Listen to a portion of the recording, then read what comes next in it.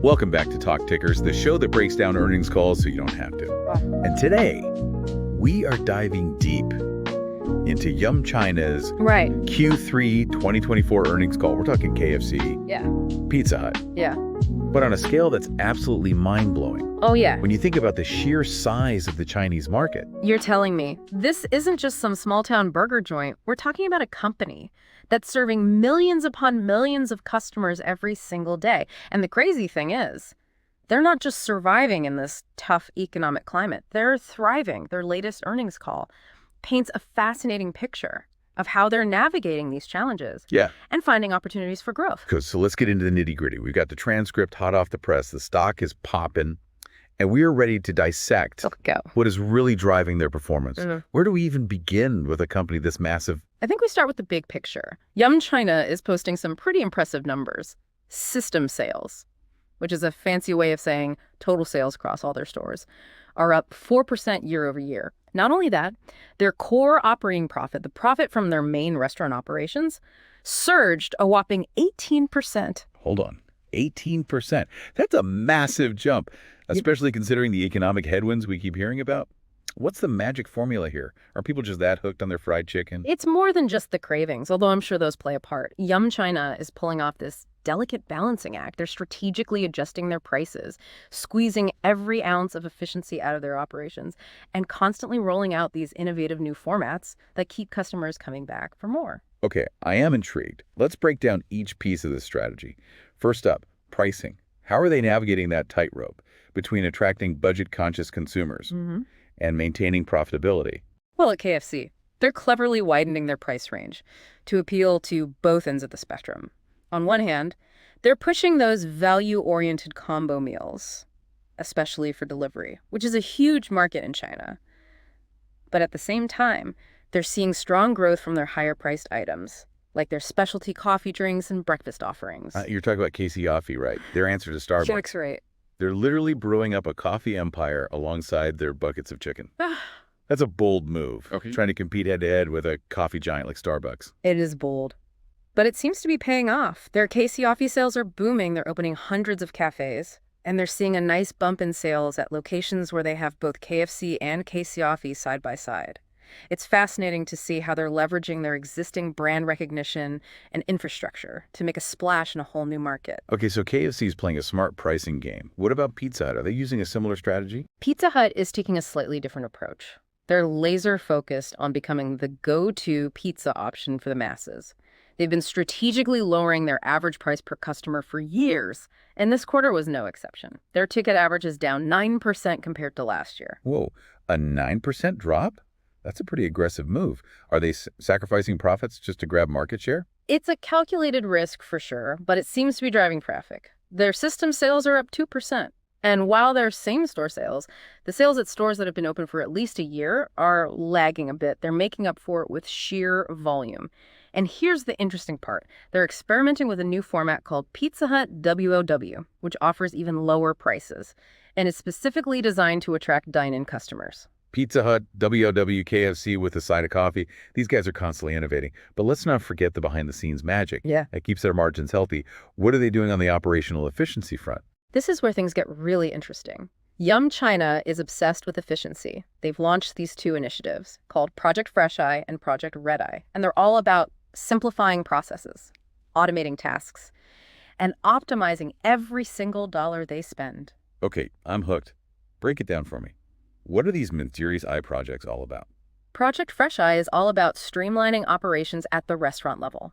Imagine giving each restaurant manager more time to focus on their customers and their employees, because they're not bogged down by tedious tasks. That's what Project Fresh Eye is all about. They're simplifying things like ordering, inventory management, even employee scheduling. Think about the cumulative impact of shaving off just a few minutes per task across thousands of restaurants. It's like they're finding hidden pockets of efficiency in every nook and cranny of their business. And I bet those savings add up quickly. What about Project Red Eye? Is that where they're cutting corners on quality to save a few bucks? Not at all. Project Red Eye is all about spending smarter, not less. It's about negotiating better deals with suppliers. optimizing their ingredient usage, and even redesigning their food packaging to be more cost-effective. It's about squeezing every last drop of value out of their spending. So it's not about sacrificing quality. It's about finding smarter ways to do things. I love that. It's like they're turning efficiency into a competitive advantage. Exactly. And it's giving them the flexibility to keep prices competitive while still investing in innovation. That's a powerful combination. But there's another element to their growth strategy that we need to talk about. Franchising. Right. They mentioned they're accelerating their franchising efforts, especially for KFC. Why the sudden push? Is it just about offloading risk? It's about strategic growth. Pure and simple. They're targeting those remote locations in lower-tier cities where they haven't traditionally had a strong presence. It's a brilliant way to tap into new markets without having to shoulder the full burden of capital investment. So they're using franchising to expand their footprint and reach new customers without overstretching their resources. That's a smart move. But what's the catch? Are they worried about maintaining consistency and quality control with franchisees? They address that head-on in the earnings call. They emphasize that they've built a robust support infrastructure for their franchisees, covering everything from food safety to store management, and they've developed new store models that are specifically designed for franchisees to hit the ground running. So they're not just handing over the keys and hoping for the best. They're setting their franchisees up for success. But what does all this efficiency and growth translate to for investors? What are they doing with all that extra cash they're generating? Well, prepare to be amazed. They're boosting their capital return program by a whopping 50% to a staggering $4.5 billion over the next 3 years. Hold on. Did you say $4.5 billion? That's an eye-popping number. What are they going to do with all that cash? Buy a mountain of chicken buckets? Think dividends and share buybacks. They're essentially saying to investors, hey, we're so confident in our future that we're going to shower you with cash. It's a powerful signal that they believe in their ability to generate strong returns, even in a challenging market. Wow. All right, so we've got a company that's firing on all cylinders, but they're not resting on their laurels. They're constantly adapting, innovating, and finding ways to grow. But before we wrap up this section, I want to zoom in on a few specific details that caught my attention. For example, they mentioned that 80% of their new stores turned profitable within 3 months of opening. That's incredible. It is impressive, especially in such a competitive market. It speaks to the strength of their brand, their operational expertise, and their ability to select prime locations. And you know what else is fascinating? They're seeing incredible momentum with KCoffee. They sold nearly 200 million cups in the first 9 months of this year alone. Seriously, that's more coffee than I've probably consumed in my entire life. It seems safe to say that KCoffee is more than just a side hustle for them now. It's a legitimate growth driver. Absolutely, and they're just getting started. They just opened their 500th KCoffee cafe and plan to exceed 600 by the end of the year. They're even expanding into new locations like college campuses and transportation hubs. They're going where the thirsty students and commuters are. Brilliant. But what about Pizza Hut? They mentioned a new store format, Pizza Hut WIW. How's that performing? It's still early days, but they're seeing encouraging results, especially with dine-in sales. The lower prices are clearly resonating with customers, and they've already converted about 150 stores to this format. So they're testing, learning, and scaling quickly. This is how you stay ahead of the curve. But what about their overall store expansion plans? Are they slowing down, given the economic uncertainty? Not at all. They're on track to open between 1,500 and 1,700 net new stores this year. That's a lot of new restaurants. Wow, they're not letting a little economic headwind slow them down. Yeah. But are they worried about cannibalizing their existing stores with all this expansion? They seem confident that they can manage the growth effectively. They're focusing on both company-owned stores and franchise development.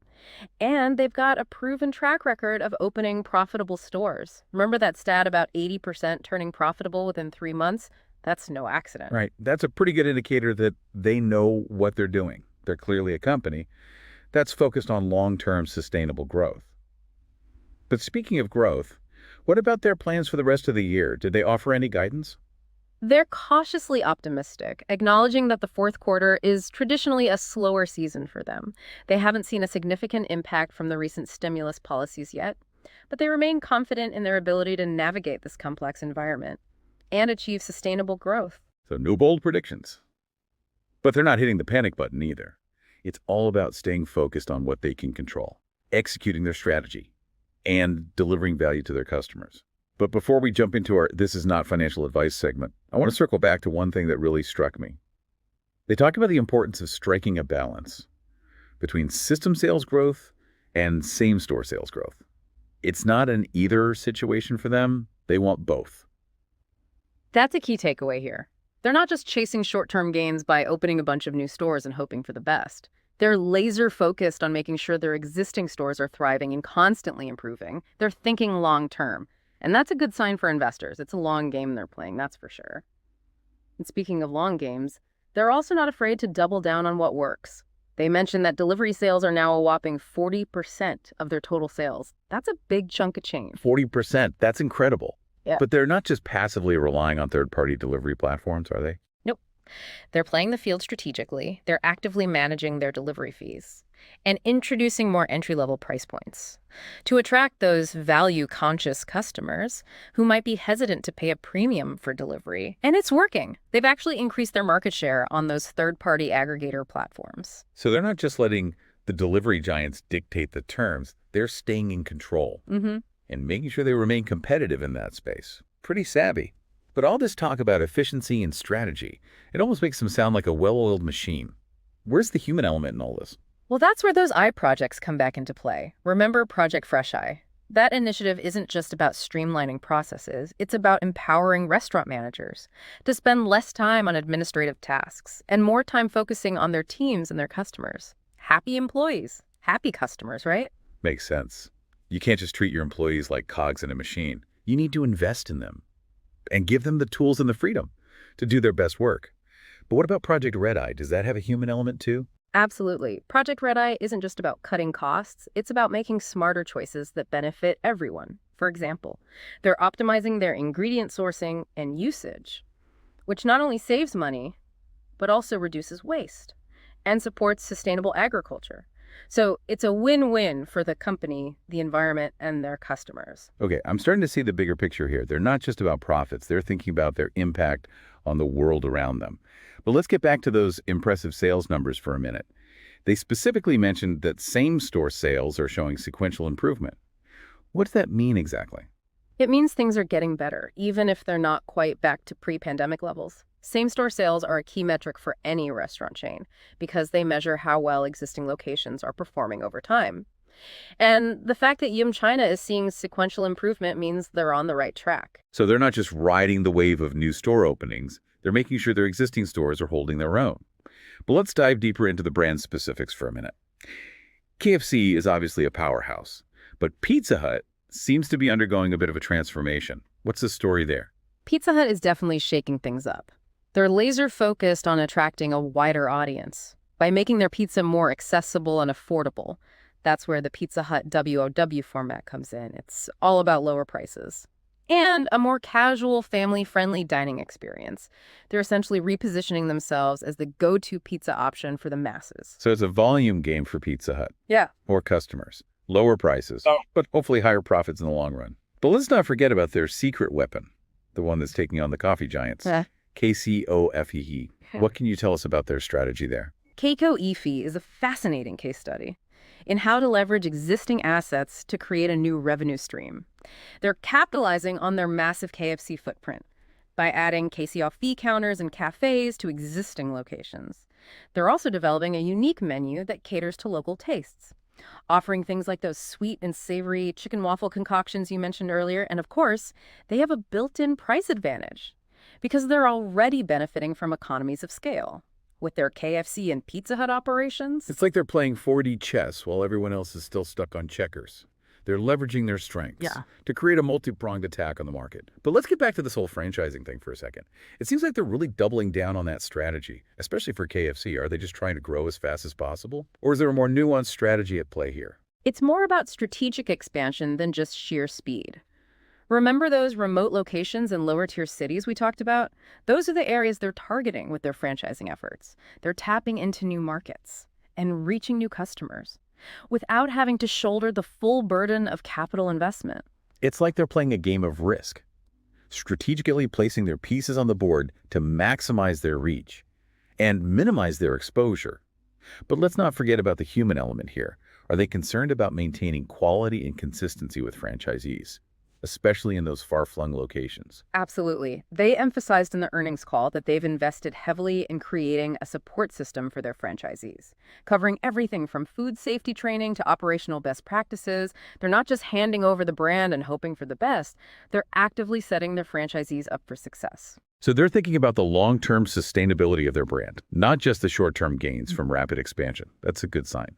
But let's talk about their financial performance for a minute. They mentioned that their earnings per share, or EPS, jumped a staggering 32% this quarter.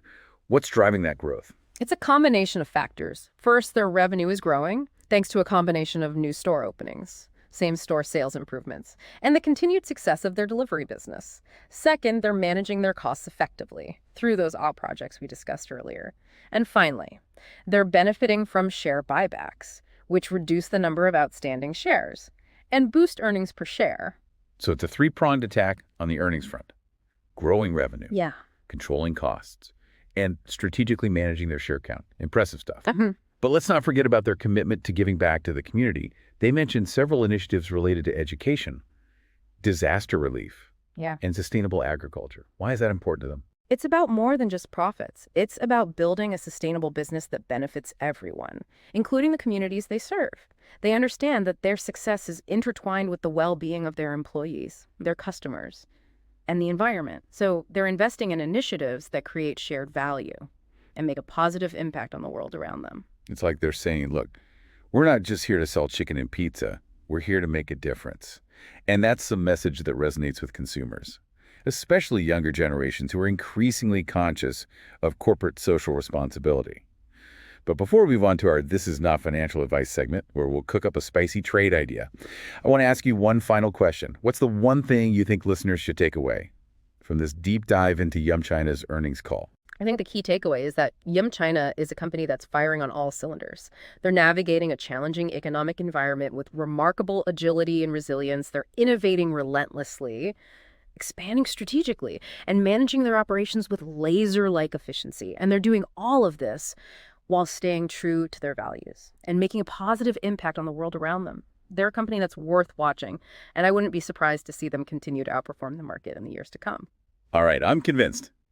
Yum China is officially on my watch list. But now, it's time for the moment you've all been waiting for, our This Is Not Financial Advice segment, where we let our imaginations run wild and pitch an outrageous but plausible trade idea based on the insights we've gleaned from this earnings call. Are you ready to spice things up? Bring it on. I always love a good challenge. Hit me with your best shot. All right, listeners, get ready for a wild ride, because this is where we throw caution to the wind and let our speculative spirits soar. Just remember, folks, this is purely hypothetical, a thought experiment for entertainment purposes only. Exactly. This is not financial advice segment, so please don't mistake this for actual investment advice. Always do your own research and consult with a qualified professional before making any investment decisions. All right, with that disclaimer out of the way, let's get down to business. What's this outrageous but plausible trade idea you've cooked up?